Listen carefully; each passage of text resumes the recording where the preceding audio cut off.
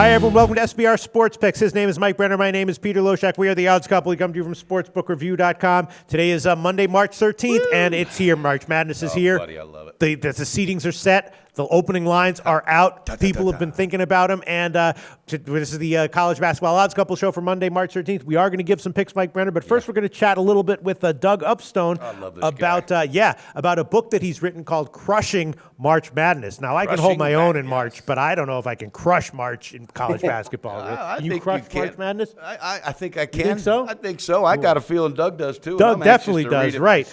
Doug Upstone, thanks for joining us. You've written a book called Crushing Basketball in March, or Crushing March Madness. Is that true? Do you crush March basketball year in and year out?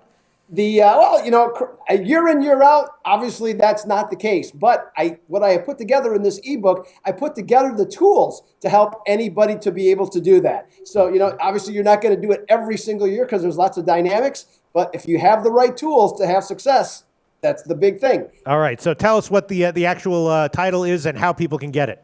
Well, okay. Here's I got my iPhone, so I think this will show up on the camera. So it's Crushing College Hoops in March. Mm-hmm. Okay, and so what the premise though, it's not just about the NCAA tournament. It's about all the basketball tournaments. In fact, one of the chapters just went by, which was how to bet a number of the college basketball tournaments and the elements that go into being successful in those. And not a tremendous record, but you know what? I went 15-11, so I'll take that. Very nice, sure. Yeah, so that's all good. And so that's what it covers. It covers a variety of ways of looking at different elements. And I also brought in some other guys that are also on the VegasProInsiderDaily.com website, like Tony George, Kyle Hunter, Jim Mack, and Sean Higgs. So, and some of those, I know those guys have been on SBR in various capacities doing videos or articles and such then too. So it's all part of the program. All right, that sounds great. And where can people get this book? They can get it at VegasProInsidersDaily.com. It's only $9.99. Like I said, it's an ebook. As soon as I get the order, I'll send it to you. I've had very brisk sales so far. Done quite a bit of advertising on Facebook. So far so good. And but time is winding down. We don't have that many more days till the tournament starts. Absolutely. All right. And just give us a little nugget, a little teaser of what's in it. One or two little things for free just for Mike Brenner and I and all of our viewers. I was hoping he would send us a copy. Oh, I'm sure. I can do that too. Well, in fact, one of the things, in fact, I'll be doing this tonight. One of the things that I developed years ago is I take the standings exactly 1 month before the tournament comes out. And so then once all the seeds are done, the teams are announced, then I go back and I take the record of each team playing each other in a head-to-head matchup. I see what their record is in the last month. I look at where they were in the standings in their conference, where they ended up, and then how they finished in their conference tournament. So what I'm looking for is, severe differentials. And this one, I haven't gone through them all, but for example, one that caught my eye this morning was Winthrop is playing. Oh, geez, now I'm forgetting who they're going to play. They're playing Butler. Butler.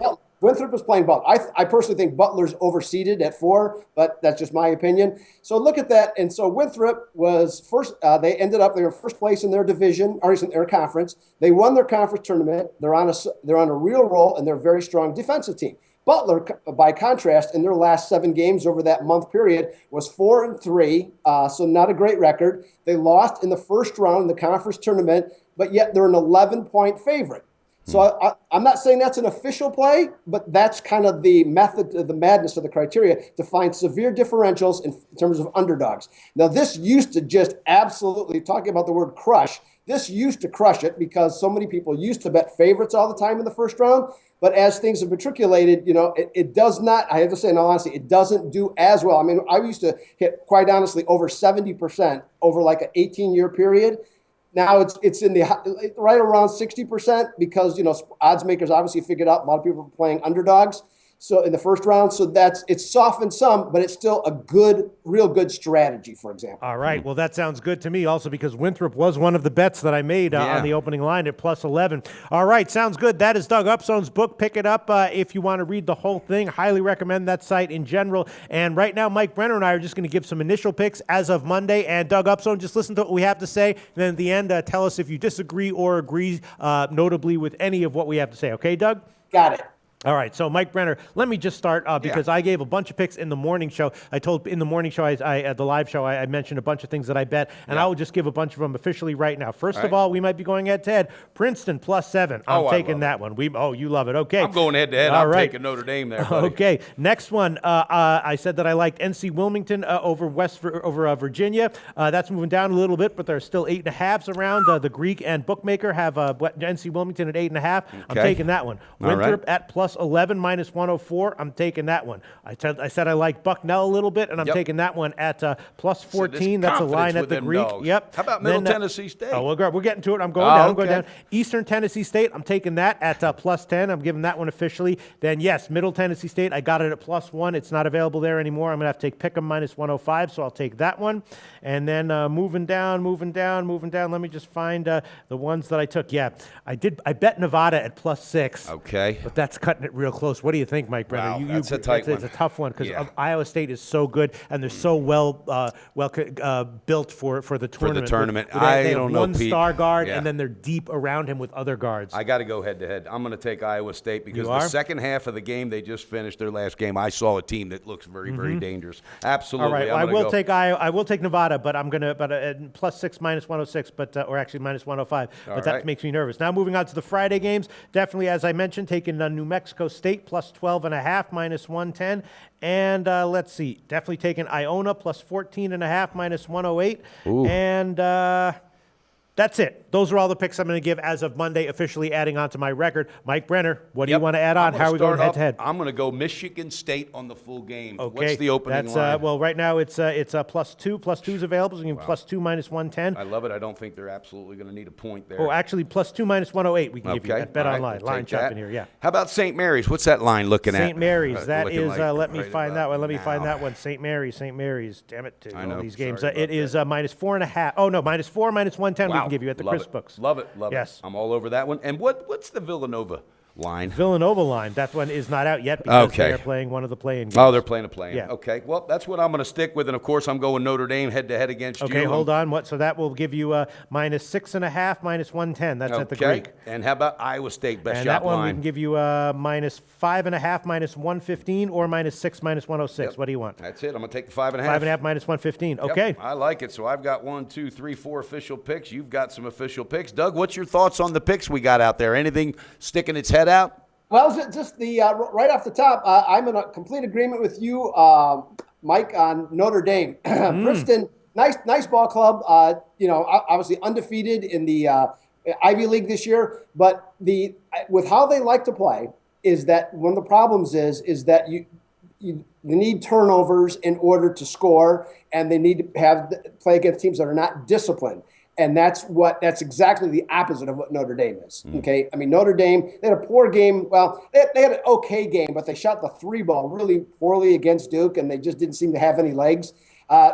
But I think they'll bounce back. I think they'll be ready to go, and I would be surprised if they didn't win by at least 10. Wow. In that game. Yeah. Okay. Hey, Yeah. Congratulations. Nice endorsement there from Doug Upstone. Anything else that jumped out at you, Doug Upstone? Let's see. You mentioned, that Nevada-Iowa State game is certainly intriguing. I think I'm 6-0 this year on Nevada. I've seen them play several times.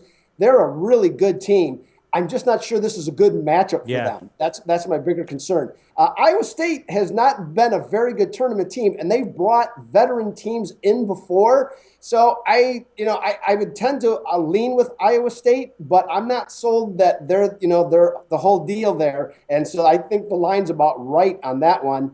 I understand the Middle Tennessee State Minnesota game is a 12-5 game.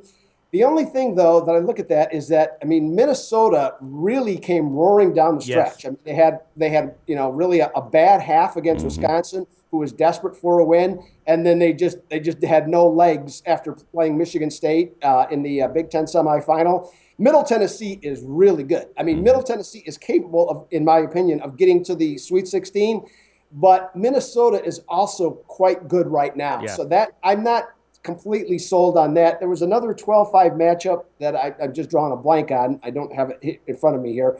But, there's definitely some other games there that I think, and I'm not sold on all the underdogs. I think, as I said, I think the sports books have gotten wise to people taking a lot of underdogs. So I think the numbers, if anything, shade the underdogs in many cases more so than what they do the favorites of years past. Yeah, you might be right. First of all, absolutely, I totally agree with you on the Middle Tennessee State Minnesota game. I don't like to be betting against Minnesota at all. I just looked into it a little bit, and I was willing to go with Middle Tennessee, but I don't think it's some kind of massive edge or anything. I don't Maybe either, 54, but I think Middle 55%. Tennessee State's not afraid of anybody. Yeah, Just like not Doug afraid said, of I anyone, could see yeah. that team going to the Sweet 16. They have what's called momentum, and they Yeah. have confidence, and that's hard to stop. Yeah. And right now, mentally, Minnesota's going, wait a minute, what the hell just happened? This might be a great, great spot for them. Yeah, Doug, you're absolutely also right about people becoming aware of underdogs in the early rounds. But look, when these lines came out and I looked at the teams involved, I wasn't automatically going to take all the underdogs this year. But when I looked at the lines, looked at teams involved, I wound up taking a bunch of them. Yeah.